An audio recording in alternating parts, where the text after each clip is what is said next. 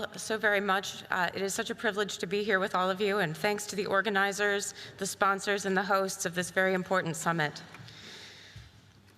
So as you've heard on this panel, there's a lot of political debate around what constitutes human rights.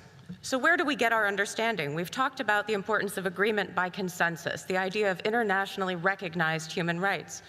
We can also talk about customary international law, the idea that if something is asserted repeatedly over a long period of time without significant contestation or pushback, then we can say that a norm exists. And of course, as you've heard just now, we can talk about the opinions of experts and expert bodies within the UN and other human rights systems. Today, I just want to briefly present some new analysis on two of the UN's human rights mechanisms, specifically the human rights treaty bodies and the Universal Periodic Review, and look at how issues of sexual orientation and gender identity, or SOGI, and abortion have been handled in these mechanisms. So there are 9 core UN human rights treaty bodies, and when a country ratifies one of them, it enters into dialogue with an expert committee or a treaty body. And so what I've done is look at the communications of these treaty bodies directly to countries and looked for examples of pressure on abortion and SOGI. So examples of abortion pressure would be telling governments they must liberalize their laws by decriminalization or expanded legal grounds for abortion, or the removal of obstacles, which can include things like the conscience rights of healthcare providers or parental or spousal consent requirements. And examples of pressure on SOGI include, again, decriminalization, but also expressly including SOGI in anti-discrimination laws, the promotion of SOGI through public awareness and training by governments, and the legal recognition of same-sex marriages or civil unions, the change of gender on official documents, and things of that nature. And it's important to note that none of these issues, SOGI or abortion, are explicitly mentioned in any of the UN human rights treaties or could reasonably be interpreted as belonging there as human rights. Just looking at the work of the treaty bodies on abortion since 2015, what we can see is that the majority of them have pressured countries directly to liberalize their laws, and some of them, in particular the CEDAW committee, which deals with women's rights, does so in almost all situations. On the issue of SOGI, we see that this has infiltrated all 9 treaty bodies, and some of them obviously more than others. But as you've heard earlier, these expert bodies have been very much captured by activism. And the reason why this matters is because these treaty bodies' opinions have been widely cited throughout the UN system. We've heard that they've been cited at the WHO, also UNFPA and other agencies, and certainly at the Office of the High Commissioner for Human Rights, specifically as the basis for justifying their positions of SOGI and abortion as human rights. And of course, these treaty bodies have also been cited in countries by activist courts when liberalizing their laws. All of this contributes to the erosion of our understanding of human rights. And also the difficulty with some of these expert bodies is there's not a formal way to contest what they say, either as an individual country or in groups. And so now I want to talk in contrast about the Universal Periodic Review. This is a newer human rights mechanism in which all 193 UN member states undergo a review of their human rights record by their fellow member states. And so instead of experts speaking to nations, this is nations speaking to each other. And when a nation is under review, they receive 1-sentence recommendations, and they mark each one as either noted or supported. And so this gives us a window into the priorities on human rights of all countries. We've just concluded the 3rd cycle of the UPR, as you see here. The number of recommendations has increased in each cycle. It's now up to almost 50,000 recommendations.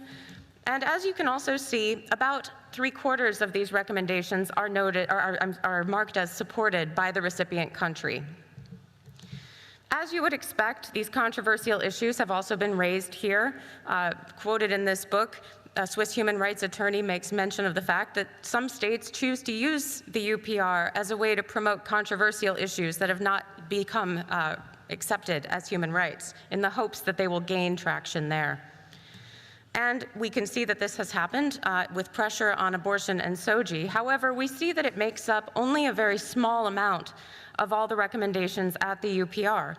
There have been about 10 times more recommendations made on SOGI than abortion, but even then, it's less than 4% of all those tens of thousands of recommendations being made.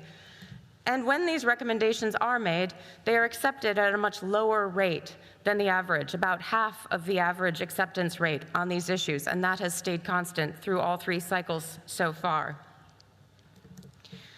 Very importantly, most countries are not pressuring each other on these issues. As you see here, most countries have been silent on abortion, and similarly, most countries have not pressured each other on SOGI either. And so the good news is that this is not a high priority of most countries. Of course, the bad news is that silence is not the same as contestation. When a resolution is adopted in the General Assembly, it's adopted without anyone speaking up against it. So silence in that instance means consent. As you can see here, most of the pressure is coming from a very few countries. Over 80% of all SOGI pressure is coming from only 22 countries, and most of the pressure on SOGI is also coming from a specific geographic region, the Western Europe and others geopolitical group. When it comes to abortion, an even smaller group of countries, only 11, makes up over 80% of pressure, with the vast majority, even within that, coming from Iceland, just one country making up over 21% of all that pressure. So this is a very niche concern. And again, most of the pressure, again, coming from the Western Europe and others group. I have to make a word here about money. Obviously, a lot of donor countries are the ones promoting these issues, and they do so both in their direct recommendations to countries, but also by partnering with NGOs in target countries to generate hostile reports that then feed into these mechanisms. One example of this is the organization, the Sexual Rights Initiative, which receives funding from several Western countries, and again, partners with technical expertise and funding with NGOs in the countries being targeted to create these reports. Not all countries are receiving the same amount of pressure. As you can see on abortion, Latin America and the Caribbean have received the majority of recommendations pressuring them on abortion. And of course, when it comes to SOGI, our host here, Hungary, has been the biggest recipient of pressure, and some of the other biggest recipients are also within the Eastern European region.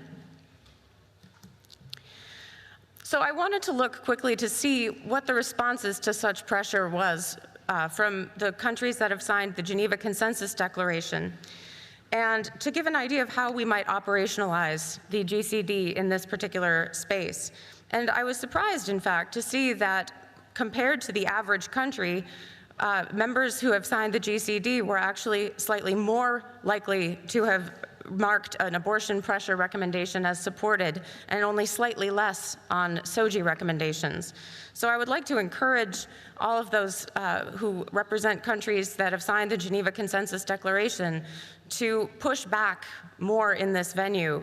There is no reason why we can't all push back on this kind of pressure, no matter what our national laws are, on the basis that these are not issues that are internationally recognized human rights. And so just to conclude, we've seen how the treaty bodies and the expert groups have truly been captured by the left, by their money, and by their ideology, and there's not a lot of good ways to push back on this. In the Universal Periodic Review, we see, in contrast, that these issues are not high priorities for the majority of countries, that this is a small regional concern, and that when this pressure is brought, it is not popularly received. Of course, we can do more to promote life and the family within the UPR, and some countries are already doing so, and there's certainly room for more of that.